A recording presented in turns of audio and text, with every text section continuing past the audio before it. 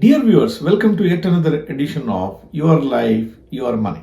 Many people keep telling me that they are not getting the desired result out of their financial planning exercise. People tell, I'm not getting the required returns from my investment activity. Why this is happening?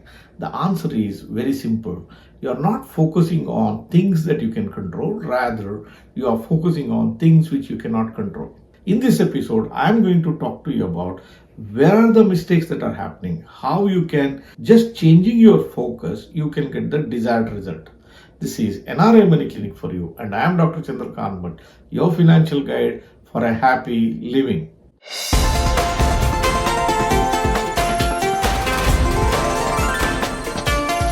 NRI Money Clinic. No hype, just the right advice. Why do investors do not find success in financial planning?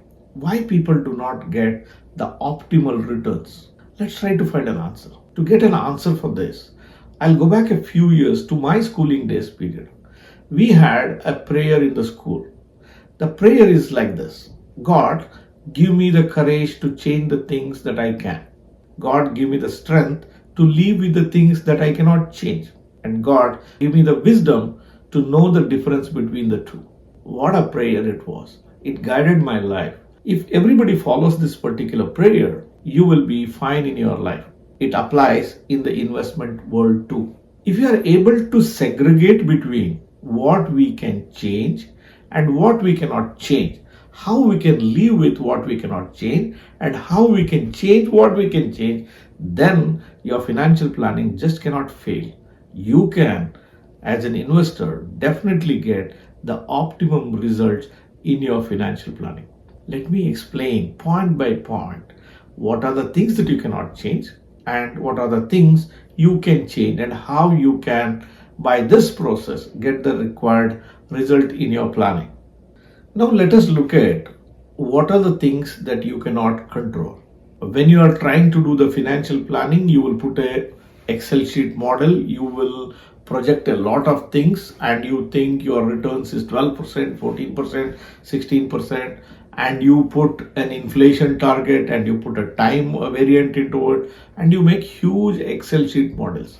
In multiple videos I have told Excel sheet models in financial planning or in investments will not work. This is a reality. The quicker you understand on that, the approach that you follow will completely change.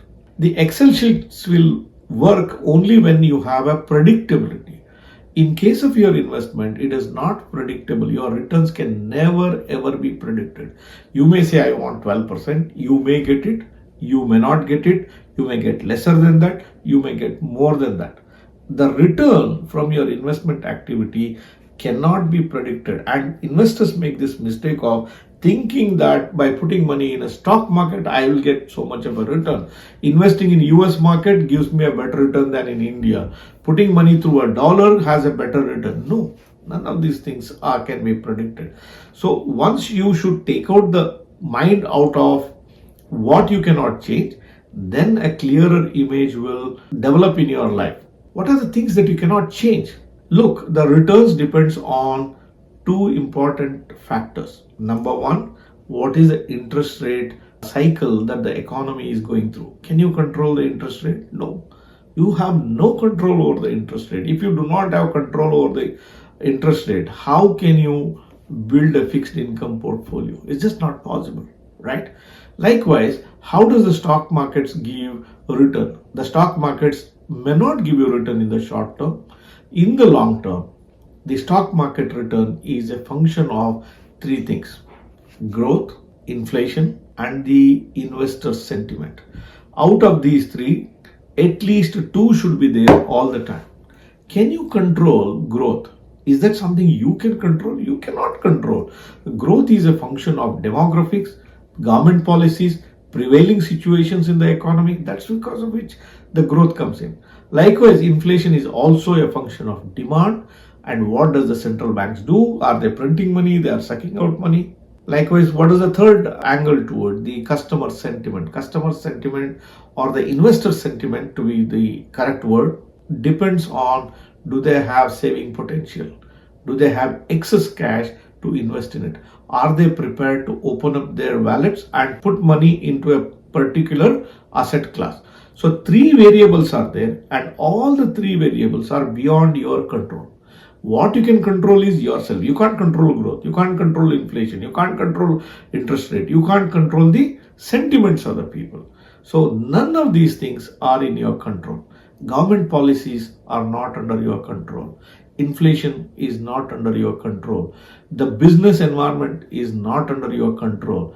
The evolutionary changes which happen in the business. See, for example, today AI is being talked about. People are talking about the disruptions which happen because of the AI. You just can't say that I will invest in a company which is engaged in an AI and I'll make a lot of money out of it. It may work out, it may not work out.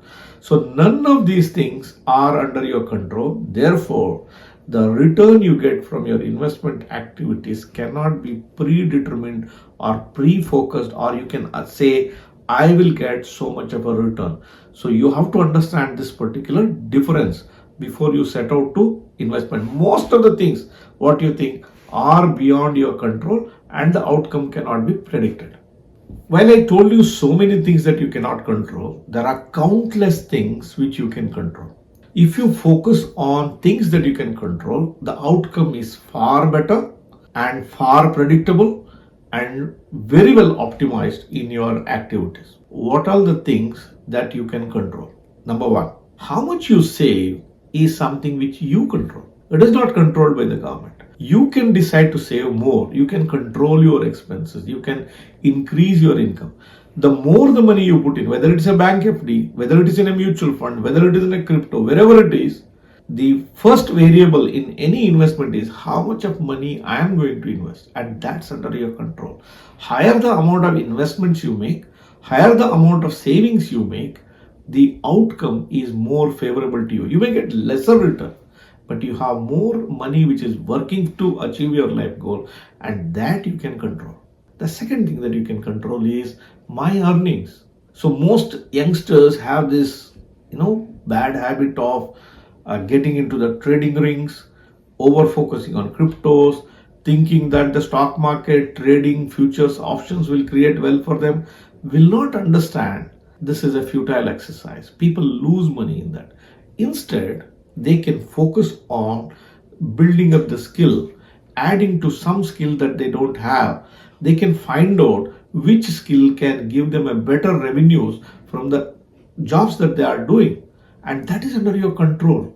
You are not dependent on anyone. So if you just focus your time and energies into building that skill, then your earnings will rise. When your earnings will rise, your saving potentials can rise. When your more savings come into the investment, the outcome can be far better for you. So increasing your earnings is well within your capabilities, and focus around that. You can also control what you can buy. Nobody says that you should buy cryptos. Nobody says that you should buy a penny stock. Nobody says that you should invest in a particular stock or a mutual fund, a geography, an asset class. What you can buy is under your control. So if you carefully work around that, and if you focus on what is that I need to buy and which buying will help me to achieve my life goals, then there is a better chance that you will create favorable outcomes in your financial planning. What do people do? Instead of doing a research around that, they try to go and buy something which their friends have recommended to them. They saw something on the television or a newspaper, they go and buy it. So there is no logical answer for them why I am buying this. So buying is something which you can control, and if you put a process around that buying, then that can work in favor of you. One important area which you can as an investor control is your asset allocation. You decide what kind of an asset allocation I should put my money into. Where should I invest? Should I put it in real estate? Should I put it in the stocks, mutual fund, cryptos, gold, bank FDs? These are all the different asset classes. Where to put this money is under your control. One factor you have to keep in mind is all assets will not give you returns simultaneously. Nor on any day every asset is working very well. The real success story comes from properly putting an asset allocation in your investment exercise, and that's very much in your control. You're not dependent on anybody else to put that asset allocation. What mistakes people do? They go in favor of one particular asset. Somebody is extremely attached to real estate, and for decades together the real estate will not do anything. Somebody is too attracted to cryptocurrencies, put all their money into cryptos, and the governments are not in favor of these crypto trades, and they have put a hefty taxation around that, and they stand to lose a lot of money around that. People get moved by the penny stocks or the small cap stocks. See, in a small cap mutual fund, people see returns were 25%, 30% in last 1 year. How does an individual investor visualize this? He thinks, I will put money in the small cap fund, and that small cap fund manager gives to me 25%. Please understand, that's not the way the markets will work. The markets will work through a capital appreciation process. In the last 1 year, markets, if you have moved up by 25%, it doesn't mean that the next year too it will go by 25%. So you have to understand these basic differences, and you should put an asset allocation, and you should control overexposure or underexposure to individual asset class. So it's a very professional job, but that is under your control. Either you can control with your knowledge on that, or you can take professional assistance. Thereby the outcomes can be made more predictable, more optimized.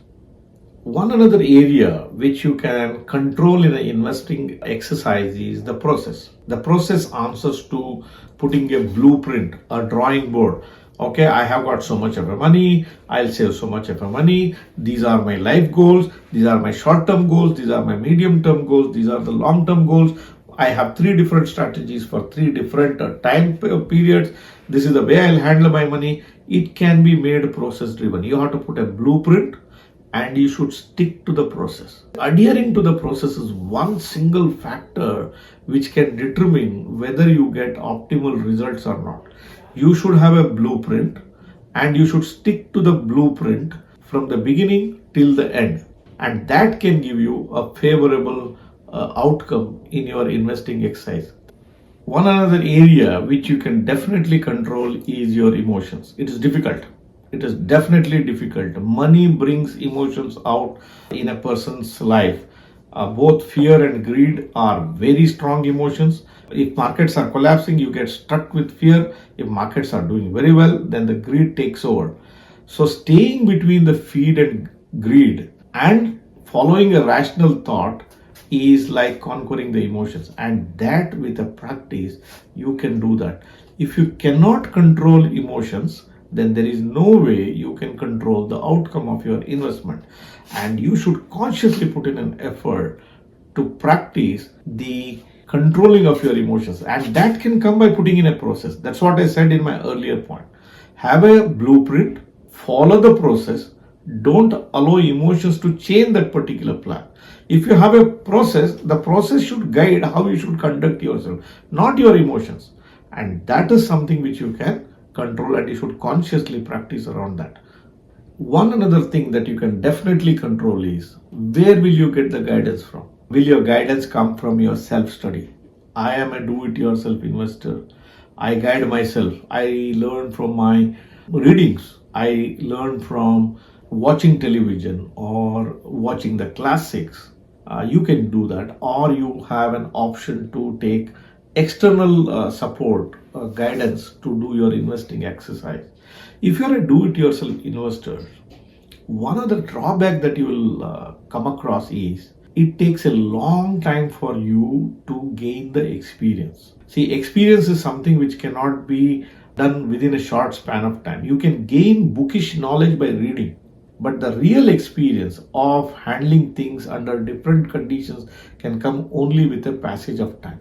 So you can either choose to do those mistakes, incur the cost, or you can get a coach or a financial advisor from outside and go under their guidance. And this is what you can control in your life. So you have an advisor, a good advisor who can guide you on that. Then the mistakes that you can avoid, as well as when you're working with an advisor, you too get experience. That experience will not come with a cost. Rather, It's just like, any cricketer or a tennis player or a chess player going with a coach. Coach becomes an observer. Coach keeps telling him that, look, don't deviate like this, don't do these things.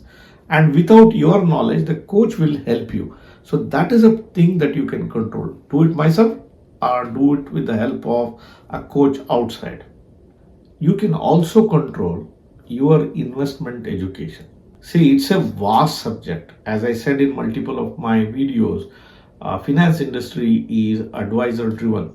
It's not that the fund manager does not know, but they have a limitation. The amount of knowledge, the amount of information that is available in the marketplace is so huge. You need an external support to, declutter the whole thing and bring to that knowledge. Likewise, you also face the same problem. Look, in your life, you have three dimensions to it. You have a career on which you have to focus on. You have a family you have to focus on. You have your biological needs of rest, entertainment. This is the three variables. And over and above that, if you bring the finance also on your plate, then it can become a clutter in your life. But that does not mean that you should not study the different aspects of investment planning. You must study. You must know about these things. There is nothing wrong in it. You may not be able to do it on a day-to-day like a professional, but nothing wrong in knowing the first aid. See, if you have an ailment, you go to a doctor or a hospital and you get a professional advice. But if you have a heart attack, it's equally important that you know the first aid. The same thing goes in the investment world as well. You must know how the stock markets perform. You must know what is a crypto. You must know when will gold perform, when it will not perform. You should know the advantages and disadvantages of a fixed income strategy, a capital appreciation strategy. When you know these basics, there are multiple benefits you get. You will know whether your financial advisor is working in the right direction or not. You will know whether he is advising you in your best interest or not. You will also appreciate the great efforts put in by your financial advisor because what he says is supported by your own education of this particular subject. These are the things that you can control in your investing exercise. As I said, God, give me the courage to change the things that I can. God, give me the strength to live with whatever that I cannot change. And God, give me the wisdom to understand the difference between the two. So everything in your investing world, classify them, what you can change, what you cannot change, and work within that. I don't think why you should not hit success in your investing exercise. Dear viewers, I would like to hear from you. What are the things that you have done till now? Have you followed the methodology that I have told till now? Where did you deviate? Did you get the proper return? The return that you got, was it a matter of accident or it did happen as per your planning? Please leave your thoughts in the comment section below. I will be watching and waiting for your comments here. Dear viewers, hope the video that I have done today helped you to understand the points that you can control in your investing exercise and how you can create an optimal outcome from your financial planning. If it did help you, do give me a thumbs up. Don't forget to share these videos with your near and dear ones, friends and relatives. Thank you very much for watching this episode on NRI Money Clinic. I shall be back with you next Friday with yet another thought on your life, your money. Till then, stay safe. Press the bell icon for more details and subscribe our channel.